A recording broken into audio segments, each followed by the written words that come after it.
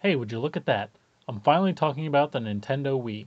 Let's take a closer look at the follow-up to one of the greatest selling video games of all time, Wii Sports Resort on the Nintendo Wii. The original Wii Sports is one of the highest selling video games of all time. I mean, it kind of piggybacked off the fact that it was paired with the console during its release, but it's still a great game by any standard. After the success of Wii Sports, Nintendo came out with Wii Sports Resort to give Wii owners additional mini-games to play with their motion-censored consoles.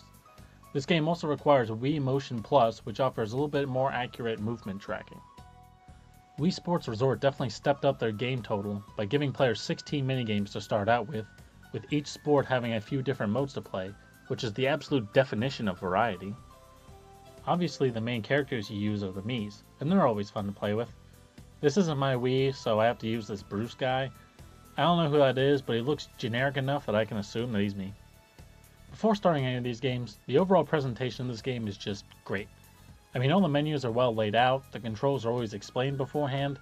From a production standpoint, this game is super solid.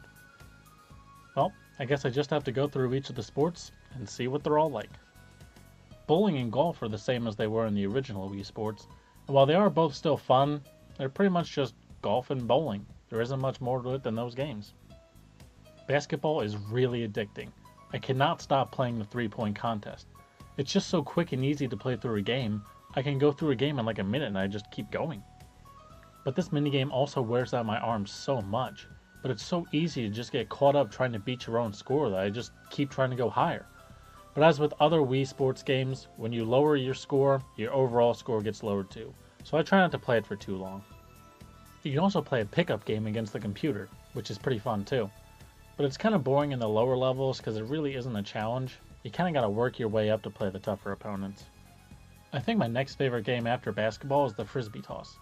It can be a little hard to do at first, but the little dog that runs after the frisbee and jumps for it, it's just too cute and entertaining not to love. But still, it can be a little hard to get a hang on how to throw the frisbee. The swordsplay minigame is pretty fun too. When the opponents are really easy to beat, you can just flail your controller back and forth and you can knock them off pretty easy. As you progress though, like in basketball, it takes a lot more strategy and patience to do the swordsplay. The rest of the games are pretty average to me, like table tennis. It's a worse version of Wii Sports Tennis.